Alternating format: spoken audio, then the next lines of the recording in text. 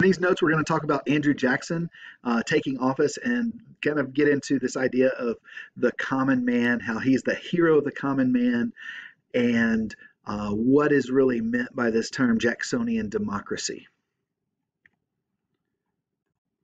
So, political parties reemerge. Obviously, there had been political parties in the Adams and Jefferson presidencies where we have the Federalist and the Democratic Republicans. Well, over time, the Federalist Party really disappeared, and we were down to one party that at that time became known as the National Republicans. That party, with the election of John Quincy Adams and the corrupt bargain and all the dismay there between John Quincy Adams and Andrew Jackson, leads to a division in that party. So where we have one party that was kind of the Republicans become the Whigs, and Andrew Jackson forms around his thinking and his personality, forms this new party, which become the Jacksonian Democrats, or the Democratic Party. And during this time, we have two different kind of sides here. The National Republicans that become the Whigs are their kind of goals are the federal government is used to spur the economy. So actions that you might take that would help improve the economy, like tariffs. In a lot of ways, this is kind of still the American system.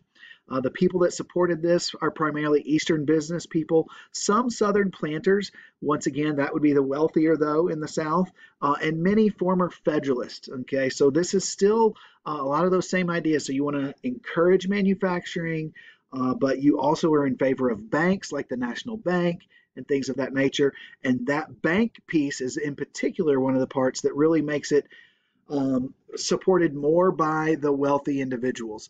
In the United States at this time, the poor and those that don't have as much money do not trust banks, don't feel like banks really help them much at all. In particular, they are not in favor of a national bank or the second bank of the United States as it is known at this time. The Democrats, therefore, Jacksonian Democrats, they are against the second bank of the United States. They're primarily supported by frontier farmers, workers in eastern cities that may be in like manufacturing type jobs, and it really centers around Andrew Jackson. One of the other big changes that happens at this time is we go from caucuses, where we have basically just party leaders deciding who will be the nominee for that party, to nominating conventions. In other words, where more people have a say. It's closer to what we have today with choosing our candidates, the two different parties choosing their candidates. It's really a big move towards what we have today. It's not fully like that just yet, but it's moving in that direction. It becomes more democratic. More people have a voice in who would even be chosen to run by the different political parties. It's not just really done by the bosses that the caucus system did. So we see this developing at the same time, really during John Quincy Adams' presidency.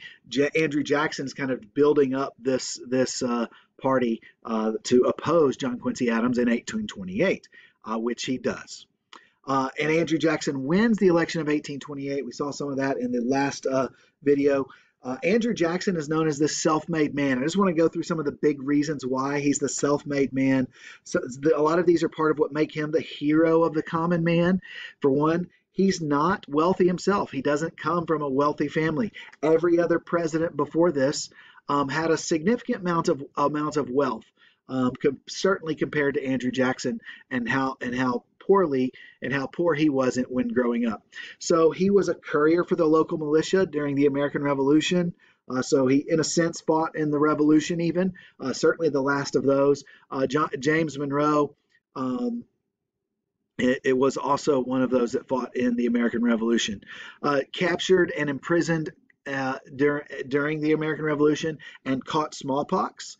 And his father dies before he was even born. His mother dies by the time he's 14. He is eventually released from that prison and does not die from smallpox, but it does scar him and his family, many as a result of this. He studied law on his own, set up a successful law practice, became wealthy as buying and selling land, really. So, like being a land speculator is what we call. So, he buy large tracts of land, sell off parts of them. In some cases, maybe buying some of that land on credit and then selling it to others and making money off of that. While still in his 20s, he's elected to Congress. He wins national fame for his achievements in the War of 1812 in two major battles, the Battle of Horseshoe Bend, where he defeats the Creek Indians, and then also again at the Battle of New Orleans, which we've talked about, where he defeats the British. He has an ability to inspire and lead others. Many people kind of rallied around him and his vision, and he was seen as a champion of the common people, specifically because of his background, but also the positions he took against the bank and against too high a tariffs and things of that nature. That really he felt that many people felt like he was on their side. He was strong-willed. He was tough. He had a quick temper. He was complex in a lot of different ways. And so all of these things kind of helped to make him seem like the common man. He was kind of known for saying what he believed and even saying it roughly. And so those things were very attractive to many people in this time. And if you'll remember, this is a time when all of a sudden a lot more people are able to vote because the rules for voting have changed, where you no longer have to own property. And all of a sudden, Andrew Jackson is really popular with a lot of these people in particular. And then one of the big things as well that kind of goes along with this idea of Jacksonian democracy is the spoils system. And the idea here is simply your supporters, those that supported you to get you into this position, you then are rewarded with government jobs. That there's certainly a negative side to that, where you may be appointing, and he certainly did appoint people that aren't necessarily very qualified. At the same time, there's one benefit to it, maybe that you're getting people out of this system that and bringing in new people into this system that may have a new view on how government goes. So as long as you're choosing people that are well qualified and replacing them with new people, that can kind of shake things up and keep government from becoming too comfortable.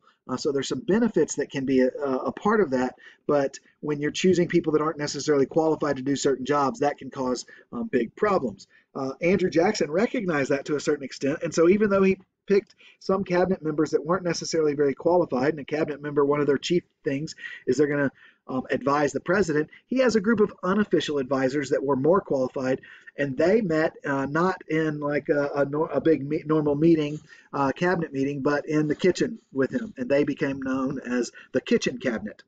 So that's just kind of a quick introduction to Andrew Jackson and the era of the common man. We'll look more detail at his presidency in the coming videos.